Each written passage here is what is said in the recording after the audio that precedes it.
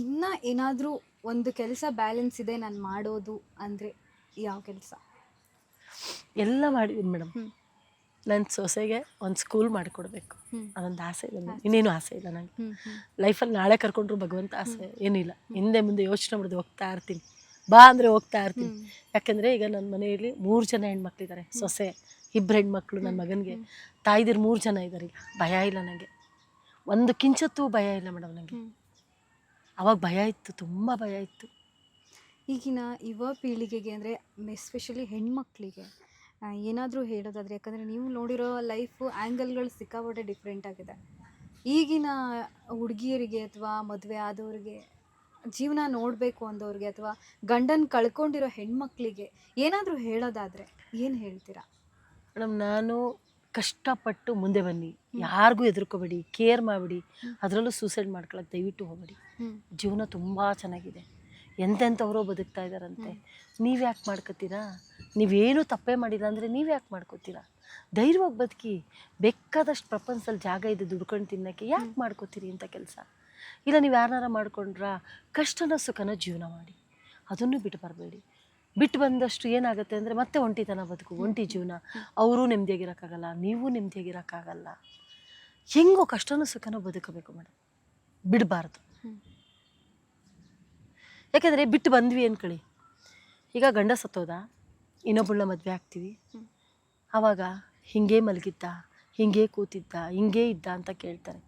ಅದಕ್ಕೆ ಕಂಪೇರ್ ಮಾಡಿದ್ರೆ ಆ ಜೀವನನೇ ಬೆಟ್ರು, ಆ ಜೀವನನೇ ಬೆಟ್ರು ಮೇಡಮ್. ಶೋಕಿಗೋಸ್ಕರ ಮಾಡ್ಕೋಬೇಡಿ, ಶೋಕಿಗೋಸ್ಕರ ದಯವಿಟ್ಟು ಮಾಡ್ಕೋಬೇಡಿ. ಬದುಕಕ್ಕೆ ಜೀವನ, ಮಕ್ಕಳಿಗೋಸ್ಕರ, ನಿಮ್ಮ ಸೇಫ್ಟಿಗೋಸ್ಕರ ಸಂಸಾರ ಮಾಡಿ, ಜೀವನ ಮಾಡಿ. ಯಾಕಂದರೆ ಒಂದು ಬೆಲ್ಲ ಸುತ್ತ ಏನಾರ ಇಟ್ಟಿದ್ರೆ ಒಳಗೆ ಏನೂ ಬರಲ್ಲ. ಒಂದು ಗ್ಲಾಸೋ ಒಂದು ಏನೋ ಒಂದು ಮುಚ್ಚಿಟ್ಟಿರ್ತೀವಿ, ಏನೂ ಬರಲ್ಲ. ಅದು ಓಪನ್ ಮಾಡಿದ್ರೆ ಎಲ್ಲವೂ ಬರ್ತವೆ. ಒಂದು ಹೆಣ್ಣು ಅಷ್ಟೇ ಡಿಫ್ರೆನ್ಸ್. ಒಂದು ಬೆಲ್ಲ ಇದ್ದಂಗೆ ಸಿಹಿ, ಅದು ಯಾವತ್ತಿದ್ರೂ ಸಿಹಿನೇ. ತಿಂದ ಮೇಲೆ ಮುಗೀತದು. ನೀರು ಕುಡಿದ್ಮೇಲೆ ಬಾಟ್ಲು ಭಾರ. ಇವತ್ತು news paper, next day waste paper. ಇಷ್ಟೇ ಬದುಕು, ಇಷ್ಟೇ ಜೀವನ, ಏನೂ ಇಲ್ಲ ಮೇಡಮ್. ಆರಿಸ್ಕೋಬೇಕಾದ್ರೆ ಒಂದು ಒಳ್ಳೆ ಕಡೆ ಆರಿಸ್ಕೊಳ್ಳಿ. ಆರಿಸ್ಕೊಂಡ ಮೇಲೆ ಕಷ್ಟನ ಸುಖನ ಜೀವನ ಮಾಡಿ, ಬಿಟ್ಟು ಬರಬೇಡಿ. ಇಲ್ಲ ಬದುಕು ತೋರಿಸಿ, ಬದುಕೋಕೆ ಕಲೀರಿ. ಇಲ್ಲ ನಿಮಗಲ್ಲಿ ಬೇಡವಾ, ಬಿಟ್ಬಿಡಿ, ಬದುಕಿ. ನೀನು ನಿಮ್ಮ ಅಪ್ಪ ಅಂತ ಬದುಕಿ. ಬೇಕಾದಷ್ಟು ಪ್ರಪಂಚದಲ್ಲಿ ಜಾಗ ಇದೆ ಬದುಕಕ್ಕೆ. ಬದುಕು ತೋರಿಸಿ, ಧೈರ್ಯ ತಗೊಳ್ಳಿ, ಯಾರನ್ನೂ ಹೆದರ್ಕೋಬೇಡಿ. ನೀವು ಚೆನ್ನಾಗಾದ್ಮೇಲೆ ಅವರೇ ನಿಮ್ಮ ಕಾಲು ಕೆಳಗೆ ಬರ್ತಾರೆ. ಅಲ್ಲಿವರೆಗೂ ತಾಳ್ಮೆ ಇಟ್ಕೊಳ್ಳಿ. ನೋವು, ಸಂಕಟ, ದುಃಖ ಎಲ್ಲದನ್ನು ತಗೊಳ್ಳೋಷ್ಟು ಶಕ್ತಿ ನಿಮಗೆ ಕೊಟ್ಟಿರ್ತಾನೆ. ತಾಳ್ಮೆ ಇಟ್ಬೇಕು. ಬೇರೆಯವ್ರನ್ನ ಕಂಪೇರ್ ಮಾಡಿದ್ರೆ ನಿಮ್ಮ ಜೀವನ ತುಂಬ ಚೆನ್ನಾಗಿದೆ. ಯಾಕೆ ಚೆನ್ನಾಗಿಲ್ಲ ಅನ್ಕೋತೀರಿ? ಎಲ್ಲೋ ರೋಡಲ್ಲಿರೋರನ್ನ ನೋಡಿ, ಅಪ್ಪ ಅಮ್ಮನ ಬಿಸಾಕಿರೋರನ್ನ ನೋಡಿ, ಅವ್ರನ್ನೆಲ್ಲ ಕಂಪೇರ್ ಮಾಡಿ ಹಾಸ್ಪಿಟ್ಲಲ್ಲಿ ಸಾವು ನಡುವೆ ಬದುಕ್ತಾ ಇರ್ತಾರೆ ಅಂಥವ್ರನ್ನ ನೋಡಿ, ಅದೆಲ್ಲ ಕಂಪೇರ್ ಮಾಡಿದ್ರೆ ನಿಮ್ಮ ಜೀವನ ಚೆನ್ನಾಗಿದೆಯಲ್ಲ, ಯಾಕೆ ಬೇಡ ಅಂತ ಬಿಸಾಕ್ತೀರಿ? ದಯವಿಟ್ಟು ಮಕ್ಕಳನ್ನ, ಎಷ್ಟೇ ನೋವಿರಲಿ, ಸಂಕಟ ಇರಲಿ, ಯಾರಿಗೂ ಮನುಷ್ಯಗೆ ಬರದೆ ಏನು ಮರಕ್ಕೆ ಬರಲ್ಲ, ಮನುಷ್ಯಂಗೂ ಬರುತ್ತೆ, ಮರಕ್ಕೂ ಬರುತ್ತೆ. ಬಟ್ ಅದನ್ನು ಸಹಿಸ್ಕೊಂಡು ಮಕ್ಕಳನ್ನ ಜೊತೆಗೆ ಇಟ್ಕೊಂಡು ಜೀವನ ಮಾಡಿ. ಅದೇ ಮಕ್ಕಳು ನಾಳೆ ಬೀದಿಗೆ ಬಿಡ್ತಾರೆ, ಅದು ಸೆಕೆಂಡ್ರಿ. ಬಟ್ ಆದರೂ ಆ ಮಕ್ಕಳನ್ನ ಜೊತೆಗೆ ಇಟ್ಕೊಂಡು ಜೀವನ ಮಾಡಿ. ಪ್ರತಿಯೊಬ್ಬರಿಗೂ ಕೇಳ್ಕೊಳ್ತೀನಿ, ಬಾಸ್ ಟಿವಿ ಮೂಲಕ ತಂದೆ ತಾಯಿಗಳಿಗೆ ದಯವಿಟ್ಟು ಬೀದಿಲಿ ಬಿಡಬೇಡಿ. ಅಂಬ್ಲಿನೋ ಗಂಜಿನೋ ನಿಮ್ಮ ಹೆಂಡ್ತಿನ ಚೆನ್ನಾಗಿ ನೋಡ್ಕೊಳ್ಳಿ, ನಿಮ್ಮ ಮಕ್ಕಳನ್ನ ಚೆನ್ನಾಗಿ ನೋಡ್ಕೊಳ್ಳಿ. ಅದ್ರಲ್ಲಿ ಒಂದೇ ₹1, ಅದ್ರಲ್ಲಿ ₹2 ನಿಮ್ಮ ಅಮ್ಮಂಗೆ ಹೋಗ್ಬಿಟ್ಟು ಪಕ್ಕದಲ್ಲಿ ನೋಡ್ಕೊಂಬನ್ನಿ ಅಷ್ಟೇ. ಅವಳೇನು ರೇಷ್ಮೆ ಸೀರೆ ಕೇಳಲ್ಲ ತಾಯಿ, ಒಡವೆ ಕೇಳಲ್ಲ, ಏನೂ ಕೇಳಲ್ಲ. ನನ್ನ ಆಶ್ರಮನೇ ಸಾಕ್ಷಿ. ಮಗನ್ ನೋಡಬೇಕು, ಕರ್ಸಿ ಅಂತಾಳೆ ತಾಯಿ. ಮಗನಿಗೆ ಫೋನ್ ಮಾಡಿದೆ. ಏನು ಮಾಡಿದೆ ಗೊತ್ತಾ? ನಾನು ಫೋನ್ ಮಾಡಿಬಿಟ್ಟು ಹೇಳಿದೆ. ಏನಂತ ಹೇಳಿದೆ ಗೊತ್ತಾ? ಅಣ್ಣ, ಆ ಯಪ್ಪ ಫೋನ್ ಮಾಡಿಬಿಟ್ಟು ಹಳೆ ಬಟ್ಟೆ ಇದ್ದಾವೆ ತಂದ್ಕೊಡ್ಲಾ ಅಂದರು. ಆ ಅಜ್ಜಿ ಇನ್ನೊಂದು 3 ತಿಂಗಳಿರುತ್ತೆ, 6 ತಿಂಗಳಿರುತ್ತೆ. ನಾನು ಒಂದೇ ಮಾತು ಕೇಳಿದೆ ಮಗನಿಗೆ, ಅಣ್ಣ ಒಂದು 3 ನೈಟಿ ತಂದ್ಕೊಡೋಣ ಹೊಸಾದು, ಸತ್ತ ಮೇಲೆ ಹಾಕಕ್ಕಾಗಲ್ಲ, ಬದುಕಿದ್ದಾಗ ಹಾಕೊಳ್ಳಿ ಅಂದೆ. 2 ತಿಂಗಳಾಯ್ತು ಹೇಳಿ, ಇವತ್ತಿಗೂ ಬಂದಿಲ್ಲ. ಈಗ ನಿಮ್ಮ ಮುಂದೆನೆ ಅಜ್ಜಿ ನನ್ನ ಮಗನ ಕರ್ಸು ಅಂದ್ರು. 3 ತಿಂಗಳಾಯ್ತು. ನನಗೆ ಅಯ್ಯೋ ಅನ್ಸುತ್ತೆ, ಅವ್ರಿಗೆ ಅನ್ಸಲ್ಲ. ಹೆತ್ತವ್ರಿಗೆ ಕೊಳ್ಳನ್ ಪಟ್ಟಿ ಹಿಡ್ಕೊಂಡು ಕೇಳ್ತಾಳ ಅವತ್ತು ತಾಯಿ, ನಿಮ್ಮ ಅಪ್ಪ ಸತ್ತೋದಾಗ ನಿನಗೆ 5 ತಿಂಗಳು ಮಗು, ನನ್ನನ್ನು ಇಲ್ಲಿ ಬಿಡಬೇಡ, ಎಲ್ಲೋ ಮೂಲೆಯಲ್ಲಿ ಬಿದ್ದಿರ್ತೀನಿ ಅಂತ ಕೇಳ್ಕೊತಾಳೆ. ಬಿಟ್ಟು ಹೋಗ್ತಾರೆ. ಏನು ಮಾಡ್ತೀರಾ? ಅವಳು ಒಂದೇನು ಗೊತ್ತಾ ಮೇಡಮ್, ಈಗಿನ ಕಾಲದಲ್ಲಿ ಹೆತ್ತ ತಾಯಿ ಬಾಯಿಗೆ ಹೊಟ್ಟೆಗೆ ತುರ್ಕೋಬೇಕು, ಮಾತಾಡಬಾರ್ದು. ಆಟಗಳಾಡಿದ್ರು ನೋಡ್ಬೇಕಷ್ಟೇ. ಅವ್ರು ಏನೇ ಆಟ ಆಡ್ಲಿ, ಏನೇ ಉಗಿಲಿ, ಏನೇ ಮಾಡ್ಲಿ, ತಾಯಿ ಕಣ್ಣು ಮುಚ್ಕೊಂಡು ಬಾಯಿ ಮುಚ್ಕೊಂಡಿದ್ರೆ ಅವಳು ಮನೆ ಒಳಗೆ ಇರ್ತಾಳೆ. ನಾನು ಬಾಯಿ ತೆಗೆದ್ರೆ ನೀನ್ ಸರಿ ಇಲ್ಲ, ನೀನ್ ಹಂಗೆ ಹಿಂಗೆ ಅಂದ್ರೆ ತಾಯಿ ಪುಟ್ಬಾತಲ್ಲಿ ಇರ್ತಾಳೆ, ಅವನು ಒಳಗಿರ್ತಾನೆ. ಇಷ್ಟೇ ವ್ಯತ್ಯಾಸ. ಕಣ್ಣಿಗೆ ಕಾಣ್ದಂಗಿರ್ಬೇಕು ತಾಯಿ. ಉಗಿದ್ರು ಬೈದ್ರು ಬೈಸ್ಕೊಂಡು ಏನೇ ಮಾಡಿದ್ರು ಮೂಲೆಯಲ್ಲಿ ಇದ್ರಾರ ಒಂಚೂರು ಸುಮ್ಮನಿರ್ತಾರೆ. ಅದಂಗಪ್ಪ ಇದು ಹಿಂಗಪ್ಪ ಇದು ಹಿಂಗ್ ಮಾಡಪ್ಪ ಅಂದ್ರೆ ಸಾಕು, ತಾಯಿ ಪುಟ್ಬಾತಲ್ಲಿ ಇರ್ತಾಳೆ, ಅವನು ಒಳಗಡೆ ಇರ್ತಾನೆ. ಇಷ್ಟೇ ವ್ಯತ್ಯಾಸ ಈಗಿಂತಾಗಿ. ನಾನು ಪ್ರತಿಯೊಬ್ಬರು ತಾಯಿದಿರ್ಗೂ ಒಂದೇ ಒಂದು, ನಾನೊಬ್ಳು ತಾಯಿಯಾಗಿ ನೀವೊಂದು ಕೇಳ್ಕೊಳ್ಳೋದು ಏನಂದ್ರೆ, ಏನಾರ ಮಾಡ್ಕೊಳ್ಳಿ, ಬಿಟ್ಬಿಡಿ, ಬದುಕಬೇಕಲ್ಲ ನಾವು ಮಕ್ಕಳು. ಈಗ ನಿಮಗೆ ತಾಯಿ ಮಗನ್ ನೋಡದೆ ಇರೋಕ್ಕಾಗಲ್ಲ, ಜೀವ ಒಡ್ಕತಾ ಇರುತ್ತೆ. ತಾಯಿ ಮಗು ನೋಡಲೇಬೇಕು, ಮಗು ಬೇಕು ಅವಳಿಗೆ. ಅದಕ್ಕೋಸ್ಕರ ನಾವು ತಾಯಿಯಂದಿರು ಅಲ್ಲಿ ಕಚ್ಕೊಂಡು ಬಾಯಿ ಮುಚ್ಕೊಂಡು ಇರಬೇಕು. ಏನು ಮಾಡೋಕ್ಕಾಗಲ್ಲ. ನಮ್ಮ ಮಕ್ಕಳ ಜೊತೆ ನಾವು ಇರಬೇಕು ಅಂದರೆ ಈ ಕೆಲಸ ನಾವು ಮಾಡಬೇಕು. ಇಲ್ಲ ನಾನು ಹಿಂಗೆ ಹೇಳ್ತೀನಿ, ನಾನು ಹಿಂಗೆ ಮಾಡ್ತೀನಿ ಅಂದರೆ ನಾವು ಬೀದಿಗೆ ಬಂದಿರ್ತೀವಿ, ಅವ್ರು ಒಳಗಿರ್ತಾರೆ. ಇಷ್ಟು ಅವಾಗ ಆ ಮಗನ ಮುಖನೂ ನೋಡೋಕ್ಕಾಗಲ್ಲ ತಾಯಿ. ಇದಿಷ್ಟು ಸತ್ಯ ಮೇಡಮ್, ನಾನು ದಿನ ನೋಡ್ತಾ ಇರೋದಿದು. ಏನಾರ ಬೇಜಾರಾಗಿದ್ರೆ ದಯವಿಟ್ಟು ಕ್ಷಮಿಸಿ ನನ್ನ ಮಾತಲ್ಲಿ. ಅವ್ರಿಗೆ ಕೇಳಿ ಮೇಡಮ್, ಯಾಕಂದ್ರೆ ತಾಯಿದಿರನ್ನು ನೋಡೋರು, ಆಶ್ರಮಕ್ಕೆ ತಂದು ಬಿಡೋರು ಅವರಲ್ವಾ. ದಯವಿಟ್ಟು ನನ್ನ ಪದದಲ್ಲಿ, ನನ್ನ ಮಾತಲ್ಲಿ ತಾಯಿ ನೋವು ತಿಂತಾಳಲ್ಲ, ಇಲ್ಲಿ ಯಾವ ಶತ್ರುಗೂ ಬೇಡ ರೀ, ಯಾವ ಶತ್ರುಗೂ ಬೇಡ. ಅವಳು ಗೊತ್ತಿತ್ತಾ ನಿಮ್ಮನ್ನ ಸಾಕ್ಬೇಕಾರೆ, ನಿಮ್ಮನ್ನ ಸಲಿಬೇಕಾರೆ, ನಿಮ್ಮನ್ನ ಹಡಿಬೇಕಾರೆ ಗೊತ್ತಿತ್ತ ಅವಳು ಇಲ್ಲಿ ಬಂದು ಬೀಳ್ತೀನಿ ಅಂತ? ಗೊತ್ತಿಲ್ಲ ರೀ, ಅವಳಿಗೆ ಗೊತ್ತಿರಲಿಲ್ಲ. ಅವಳಿಗೆ ಲಾಸ್ಟ್ ನಾನು ಒಂದಿನ ಆಶ್ರಮಕ್ಕೆ ಹೋಗಿ ಸೇರ್ತೀನಿ ಅಂತ ಏನಾರ ಗೊತ್ತಾಗಿದ್ರೆ ಒಂದಷ್ಟು ದುಡ್ಡು ಕಾಸು ಬಟ್ಟೆನೇನೋ ಇಟ್ಕೋತಿದ್ಲು ಅವಳು. ನಿಮ್ಮ ಮೇಲೆ ಆಗ್ತಿರ್ಲಿಲ್ಲ. ನೀವೇ ಬೇಕು ಅಂತ, ನನ್ನ ಜೀವನ, ನನ್ನ ಬದುಕು, ನೀನೇ ಎಲ್ಲ ಅಂದ್ಬಿಟ್ಟು ನಿಮಗೆ ತೊಗೊಂಬಂದು ಹಾಕಿದ್ಲು. ಅದಕ್ಕೆ ಅವಳು ಇಲ್ಲಿ ಬಿದ್ದಿದ್ದಾಳೆ. ಅವಳ ಜೀವನ ಅವಳು ಕಟ್ಕೊಂಡಿದ್ದಿದ್ರೆ ಅವಳು ಮನೆ ಒಳಗಿರ್ತಿದ್ಲು. ತ್ಯಾಗಮಯಿ ಕಣ್ರಿ ಅವಳು. ಪ್ರತಿಯೊಬ್ಬರಿಗೂ ಕೇಳ್ಕೊತೀನಿ, ಅಪ್ಪ ಅಮ್ಮನ ನೋವು ಕೊಡಬೇಡಿ, ಕೆಟ್ಟ ಪದಗಳನ್ನ ಬೈಬೇಡಿ, ಹೊಡಿಬೇಡಿ. ದಯವಿಟ್ಟು ಕೈ ಮಾಡ್ಬಿಡಿ. ದಿನಾ 100 ಫೋನ್ ಬರುತ್ತೆ ನನಗೆ. ಎಷ್ಟೋ ಜನ ತಾಯಂದಿರು ರಾತ್ರಿ 1 ಗಂಟೆಲಿ ಫೋನ್ ಮಾಡ್ತಾರೆ. ಏನಂತ ಫೋನ್ ಮಾಡ್ತಾರೆ? ಅಮ್ಮ ನನಗೆ ಊಟ ಕೊಟ್ಟಿಲ್ಲ ಅಮ್ಮ.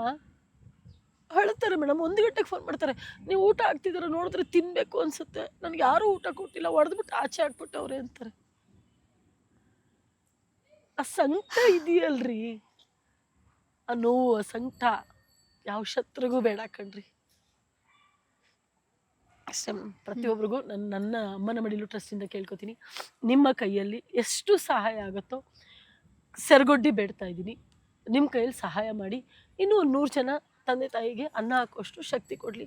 ನಿಮ್ಮೆಲ್ಲರ ಆಶೀರ್ವಾದ ಅಮ್ಮನ ಮಡಿಲು ಟ್ರಸ್ಟ್ ಶಶಿಕಲಾ ನಮ್ಮ ಕುಟುಂಬದ ಮೇಲೆ ಇರಲಿ. ನಮಸ್ಕಾರ. ಇಷ್ಟೊತ್ತು ನಮ್ಮ ಕಾರ್ಯಕ್ರಮದಲ್ಲಿ, ನಮ್ಮ ಬಾಸ್ ಟಿವಿ ಕಾರ್ಯಕ್ರಮದಲ್ಲಿ ಇದ್ದಿದ್ದಕ್ಕೆ ನಿಮಗೆ ಹಾರ್ಟ್ಲಿ ವೆಲ್ಕಮ್ ಮೇಡಮ್. ಬಾಸ್ ಟಿವಿಗೆ ಬಾಸ್ ಅಂದ ತಕ್ಷಣ ನನಗೆ ದರ್ಶನ್ ಸರ್ ನೆನಪಾಗೋದು. ದಯವಿಟ್ಟು ದರ್ಶನ್ ಸರ್ ನನಗೆ ನೆನಪಾಗೋದು. ಮುಂದೊಂದು ದಿನ ನಾನು ಹೇಳಿ ಸತ್ಯನೇ ಆಗುತ್ತೆ, ಯಾವುದು ಸುಳ್ಳಾಗಲ್ಲ. ಆಗತ್ತೆ ಸತ್ಯನೇ, ಅದು ಸತ್ಯನೇ. ದಯವಿಟ್ಟು ಅವ್ರಿಗೆ, ಅವ್ರ ಕುಟುಂಬಕ್ಕೆ ಆ ನೋವನ್ನ ತಡ್ಕೊಳ್ಳುವಂಥ ಶಕ್ತಿ ಕೊಡಲಿ. ಬಟ್ ಅವರಿಗೆ ಎಲ್ಲದಕ್ಕಿಂತ ಹೆಚ್ಚಾಗಿ, ನಮ್ಮ ಇಡೀ ರಾಜ್ಯದ ಜನತೆಗಿಂತನೂ ಹೆಚ್ಚಾಗಿ ನಮ್ಮ ದರ್ಶನ್ ಸರ್ಗೆ ಒಳಗಿದಾರಲ್ಲ, ಆ ನೋವು ತಿಂತಾ ಇದ್ದಾರೆ. ಒಂದೊಂದು ಯಾವ ಶಿಕ್ಷೆನೂ ಬೇಡ ರೀ, ಅದಕ್ಕಿಂತ ಯಾವ ನರಕನೂ ಬೇಡ ರೀ. ಆ ನರಕ, ಆ ನೋವು ಎಷ್ಟು ತಿಂತಾ ಇದ್ದಾರೋ ಅಷ್ಟು ಬೇಗ ಆಚೆ ಬರ್ತಾರೆ. ಅಷ್ಟು ನೋವನ್ನು ಬೇರೆಯವ್ರನ್ನ ನೋವು ಅವ್ರು ಬರೆಸ್ತಾರೆ. ಇದಂತೂ ಸತ್ಯ. ನಮ್ಮ ದರ್ಶನ್ ಸರ್ ಆಚೆ ಬಂದ ಮೇಲೆ ಎಷ್ಟೋ ಜನ ಕುಟುಂಬಗಳಿಗೆ ಕಣ್ಣೀರು ಒರೆಸ್ತಾರೆ, ಎಷ್ಟೋ ಜನ ಕುಟುಂಬಗಳಿಗೆ ದಾರಿ ದೀಪ ಹಾಕ್ತಾರೆ, ಎಷ್ಟೋ ಜನ ತಂದೆ ತಾಯಿಗಳಿಗೆ ಒಂದು ಹಾಸ್ಪಿಟ್ಲು, ಸ್ಕೂಲು, ತಂದೆ ತಾಯಿಗೆ ಹಾಸ್ಪಿಟ್ಲು, ಮಕ್ಕಳು ಸ್ಕೂಲು, ರೈತರಿಗೆ ದಾರಿ ದೀಪ ಹಾಕ್ತಾರೆ. ಇದು ಸತ್ಯ. ಬಟ್ ಇವತ್ತು ಅವ್ರು ಆ ಜಾಗದಲ್ಲಿದ್ದಾರೆ ಅಂತ ನಾಳೆ ಆಚೆ ಬಂದಮೇಲೆ ಇದ್ಯಾವುದನ್ನು ಅವ್ರ ಮನಸ್ಸಲ್ಲಿ ಇಟ್ಕೊಳ್ಳಲ್ಲ, ಮರೆಯೋದೂ ಇಲ್ಲ. ಎದ್ದು ನಿಲ್ತಾರೆ, ನಿಂತೇ ನಿಲ್ತಾರೆ, ಗೆಲ್ತಾರೆ. Yes, thank you so much ma'am. ಇಷ್ಟೋ ತನಕ ನಮ್ಮ ಜೊತೆಗಿದ್ದು ಸಾಕಷ್ಟು ಕಷ್ಟನ, ಸುಖಗಳನ್ನು ಹಂಚ್ಕೊಂಡ್ರಿ. ಮಕ್ಕಳು ಹೇಗಿರಬೇಕು, ತಾಯಿನ ಹೇಗೆ ನೋಡ್ಕೊಬೇಕು, ತಾಯಿಗೆ ಎಷ್ಟು ಮಹತ್ವ ಕೊಡಬೇಕು ಅನ್ನೋದನ್ನು ತಿಳಿಸ್ಕೊಟ್ರಿ. ಇದ್ರ ಮುಖಾಂತರ ಆದ್ರೂ ಅಟ್ಲೀಸ್ಟ್ ಸಾಕಷ್ಟು ಜನ ಬದಲಾಗ್ತಾರ ಅನ್ನೋದನ್ನು ಕೂಡ ಎಕ್ಸ್ಪೆಕ್ಟ್ ಮಾಡ್ತೀವಿ ನಾವು. ಒಂದು ತಾಯಿ ಡೇಟ್ ಆಗ್ಬಿಟ್ಟಿರ್ತಾಳೆ, ಬಟ್ಟೆ ಹಾಕೊಳಕ್ ಬರಲ್ಲ ಮೇಡಮ್, ಅವಳಿಗೆ ಫುಲ್ಲು ಬ್ಲೀಡಿಂಗ್ ಆಗ್ಬಿಟ್ಟಿರುತ್ತೆ. ಮಕ್ಕಳು ಹುಚ್ಚಿ ಹೋಯ್ಕೊಂಡ್ರೆ ಒರೆಸೋ ಅಂತ ತಾಯಿ, ಅದೇ ತಾಯಿ ಮೈಯಲ್ಲಿ ರಕ್ತ ಹರಿತಾ ಇರುತ್ತೆ. ಆ ರಕ್ತದಲ್ಲಿ ನೀವು ಬಂದಿದ್ದೀರಾ, ಅದಕ್ಕೊಂದು ಹಾಕೊಳಕ್ ಬಟ್ಟೆ ಗತಿ ಇಲ್ಲ ಮೇಡಮ್. ತಾಯಿಗೆ ಎಷ್ಟು ನೋವಾಗತ್ತೆ ಗೊತ್ತಾ? ಆ ಬ್ಲೀಡಿಂಗ್ ಎಲ್ಲ ಅವ್ರು ನೋಡಿದಾಗ ಅಳು ಬರುತ್ತೆ.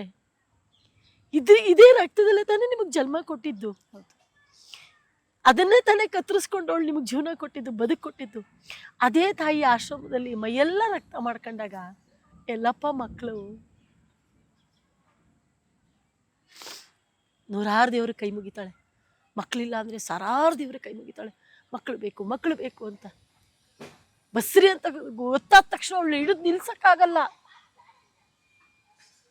ಅಷ್ಟು ಖುಷಿ, ಪ್ರಪಂಚ ನನ್ನ ಕೈಯಲ್ಲಿದೆ, ನಂಗೆ ಮೆರಿತಾಳೆ ಅವಳು. ತಾಯಿ ಬಗ್ಗೆ ಮಾತಾಡಕ್ ಹೋದ್ರೆ ಮಾತೆ ಮುಗಿಯಲ್ಲ ಮೇಡಮ್. ನೀವು ಮಾತಾಡ್ತಿದ್ರೆ ಇಡೀ ದಿನ ಮಾತಾಡ್ತೀನಿ. ತಾಯಿ ಅನ್ನೋ ಪದ ಅಷ್ಟು ಪವಿತ್ರವಾದಿದ್ದು. ಗರ್ಭಗುಡಿಯಲ್ಲಿ ದೇವ್ರು ನಾವು ಕೈ ಮುಗಿದ್ದು ದೇವರೇ ಅಂತೀವಿ, ಅಷ್ಟು ಪವಿತ್ರವಾಗಿದ್ದಾಳೋ. ಒಂದು ತಾಯಿ, ಒಂದು ಹೆಣ್ಣು ಅಷ್ಟೇ ಪವಿತ್ರ ನನಗೆ ಗೊತ್ತಿರೋ ಹಾಗೆ. ಅವಳಷ್ಟೇ ಪವಿತ್ರ. ಅವಳು 1000 ಜನ 1000 ಅನ್ಲಿ, ಅವಳು ಪವಿತ್ರನೇ. ನೋಡಿದ್ರಲ್ಲ, ಇಷ್ಟೊತ್ತು ಶಶಿಕಲಾ ಮ್ಯಾಮ್ ಎಷ್ಟೊಂದು ಒಂದು ಸಂದೇಶವನ್ನ ಕೊಟ್ಟರು, ಮತ್ತೆ ತಾಯಿನ ಹೇಗೆ ನೋಡ್ಕೊಬೇಕು ಮಕ್ಕಳು ಅನ್ನೋದನ್ನ ತಿಳಿಸ್ಕೊಟ್ರು.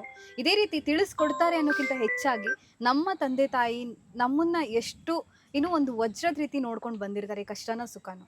ಸೊ ಅವ್ರಿಗೆ ಒಂದು ಲಾಸ್ಟ್ ಕೊನೆ ಕಾಲದಲ್ಲಿ ಒಂದು ತುತ್ತು ಅನ್ನ, ಒಂದು ಸ್ವಲ್ಪ ಜಾಗ ಅವ್ರು ಕೂಡ ಅಷ್ಟೇ ಎಕ್ಸ್ಪೆಕ್ಟ್ ಮಾಡೋದು. ನೀವು ಈ ಒಂದು ಮಾತಿನ ಮುಖಾಂತರ ನೀವು ಸಾಕಷ್ಟು ಜನರು ತಾಯಿಗೆ ಮಹತ್ವವನ್ನು ಕೊಡ್ತೀವಿ ಅಂತ ನಮ್ಮ ಚಾನಲ್ ಮುಖಾಂತರ ಅನ್ಕೋತೀವಿ. ಹಾಗೆ ಜೊತೆಗೆ ನಿಮ್ಮದು ಕೂಡ ಈ ಚಾನಲಲ್ಲಿ ಇಂಟರ್ವ್ಯೂ ಆಗಬೇಕು ಅಂದರೆ ನಮ್ಮ ಚಾನಲನ್ನು ಕಾಂಟ್ಯಾಕ್ಟ್ ಮಾಡಿ, ನಾವು ನಿಮ್ಮ ಇಂಟರ್ವ್ಯೂನ ಮಾಡೋದಕ್ಕೆ ಪ್ರಯತ್ನ ಮಾಡ್ತೀವಿ. ನೋಡ್ತಾ ಇರಿ Boss TV Kannada. Thank you. Latest ಹಾಗೂ ಇಂಟ್ರೆಸ್ಟಿಂಗ್ ಸುದ್ದಿಗಳಿಗಾಗಿ ಬಾಸ್ ಟಿವಿ ಕನ್ನಡ ಚಾನೆಲ್ನ ಸಬ್ಸ್ಕ್ರೈಬ್ ಮಾಡಿ. ಹಾಗೆಯೇ ಬೆಲ್ ಐಕಾನ್ ಪ್ರೆಸ್ ಮಾಡಿ. ಇದರ ಜೊತೆಗೆ ಫೇಸ್ಬುಕ್, ಇನ್ಸ್ಟಾಗ್ರಾಮ್, ಎಕ್ಸ್ನಲ್ಲೂ ಮಿಸ್ ಮಾಡದೆ ಫಾಲೋ ಮಾಡಿ.